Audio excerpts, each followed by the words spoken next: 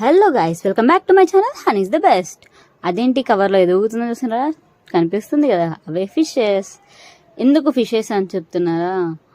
ఈరోజు మృగశిర కార్తి, మా తెలంగాణలో అయితే దీన్ని మిరుగం అని పిలుస్తాం. అది చేప ఉరుక్కుంటూ కిందికి వచ్చేసింది. పాపం మా డాడీ మళ్ళీ తీసుకెళ్ళి పైన పెట్టేశారు.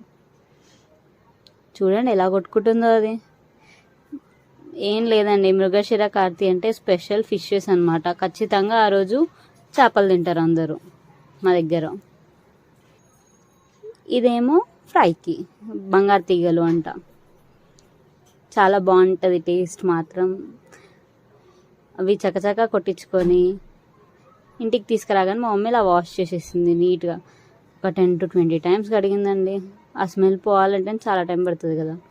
అయిపోయింది, పులుసు రెడీ. యాక్చువల్లీ పులుసు చేసేది వీడియో తీసాను కానీ క్లిప్ మిస్ అయింది. ఇంకా పులుసు అయిపోయింది కాబట్టి తాతయ్యకి నాయనమ్మకి నైవేద్యం పెట్టాలి. నైవేద్యంలో స్పెషల్ ఏదన్నా పిండి వంట ఉండాలి కాబట్టి అప్పాలు చేసేసింది మమ్మీ. సో అలా నైవేద్యం అయితే పెట్టేసాం.